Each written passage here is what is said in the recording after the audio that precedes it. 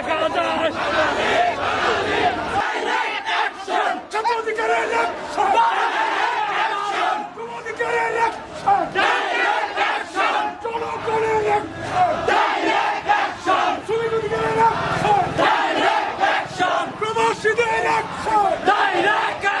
বন্ধুগণ, মজলুম জনতা মাওলানা ভাসানীর স্মরণে আজকের এই যৌথ সমাবেশে সভাপতি হিসাবে উপস্থিত রয়েছেন রণাঙ্গনের বীর মুক্তিযোদ্ধা, এদেশের গণমানুষের মুক্তির পথ প্রদর্শক অধ্যাপক ডক্টর জাফরুল্লাহ চৌধুরী। আজকের এই জনসমাবেশে বিভিন্ন এলাকা থেকে ছাত্র, যুবক, কৃষক, শ্রমিক যে সকল বন্ধু মানুষ উপস্থিত হয়েছেন সকলকে বাংলাদেশ ছাত্র অধিকার পরিষদ তথা দেশের গণমানুষের মুক্তির সংগঠন গণ অধিকার পরিষদের পক্ষ থেকে শুভেচ্ছা এবং অভিনন্দন জানাচ্ছি। বন্ধুগণ, বড় দুঃখ লাগে আজকে এমন একটি মানুষ আমাদের সামনে বসে রয়েছে যে মানুষটির নামে মাছ চুরির মামলা দেওয়া হয়েছে। প্রিয় বন্ধুগণ, যে মানুষটিকে এই সরকার বারবার সম্মানিত করছে, এই সরকারের কাছে আজকে 18 কোটি মানুষ নিরাপদ থাকতে পারে না। আজকে আমাদের জেগে উঠতে হবে। যেভাবে মামলা বসালে 1957 সালের সেই কাঠমাই সম্মেলনে পাকিস্তানি বাহিনীকে বলেছিল আসসালামু আলাইকুম, আজকে সময় এসেছে আমাদের সম্মিলিতভাবে এই স্বৈরতান্ত্রিক আওয়ামী সরকারকে আসসালামু আলাইকুম জানাতে হবে। তার জন্য ছাত্র অধিকার পরিষদ তথা যুব অধিকার পরিষদ, শ্রমিক অধিকার পরিষদ, আমাদের এই গণমানুষের মুক্তির সংগঠন গণ অধিকার পরিষদ যদি রক্ত দিতে হয় রক্ত দেওয়ার জন্য প্রস্তুত করেছে। ধন্যবাদ ফারুককে। বন্ধুগণ, এখন বক্তব্য রাখার জন্য আহ্বান করছি ছাত্র অধিকার পরিষদের সংগ্রামী আহ্বায়ক ছাত্র নেতা রাশেদ খানকে। এখন বক্তব্য রাখছেন ছাত্র নেতা রাশেদ খান।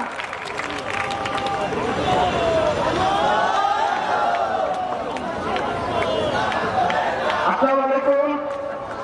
আজকে মাওলানা ভাসানীর স্মরণ সভায় উপস্থিত আছেন রণাঙ্গনের মুক্তিযোদ্ধা, গণস্বাস্থ্য কেন্দ্রের প্রতিষ্ঠাতা জাফরুল্লাহ চৌধুরী স্যার।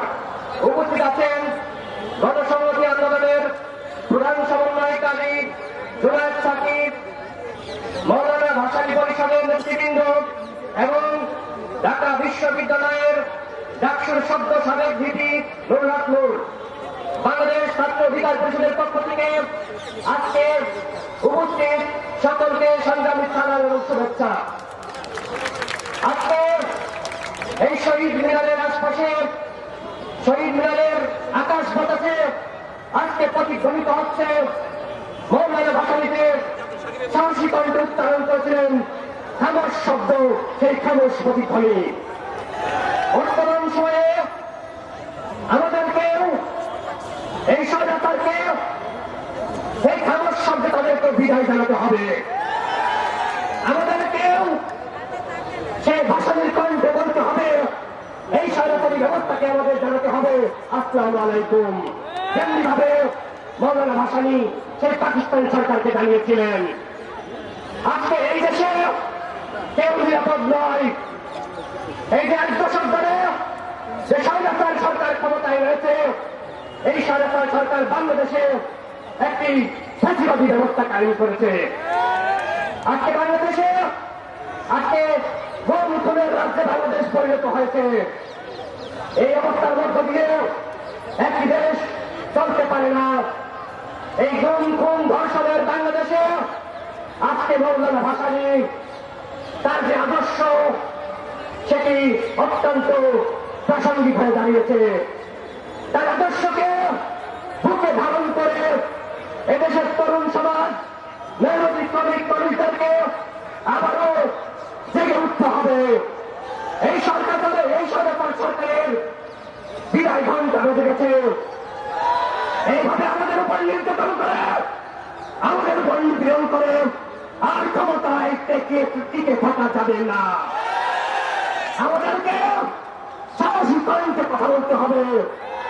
আজকে জাফরুল্লাহ চৌধুরীর নেতৃত্বে আজকে সারা বাংলাদেশের মানুষ আজকে একতাবদ্ধ হয়েছে, এই স্বৈরাচারের বিরুদ্ধে কথা বলছে।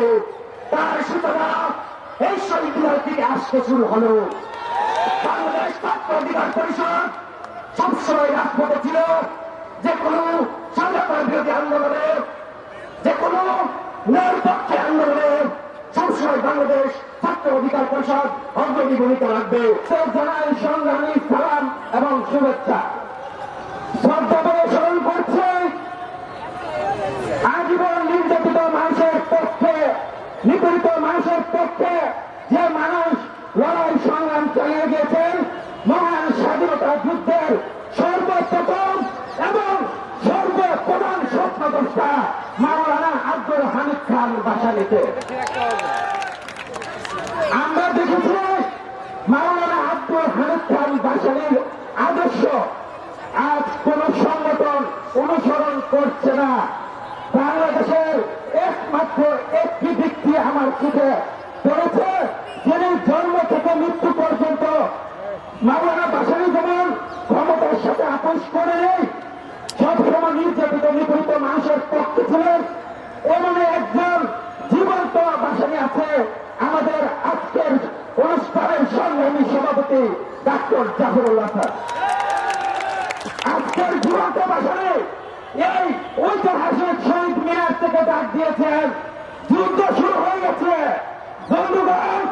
এই স্বৈরাচার ফ্যাসিবাদী শেখ হাসিনার পতন না হওয়া পর্যন্ত বাংলাদেশ যুব অধিকার পরিষদ লড়াই চালিয়ে যাবে।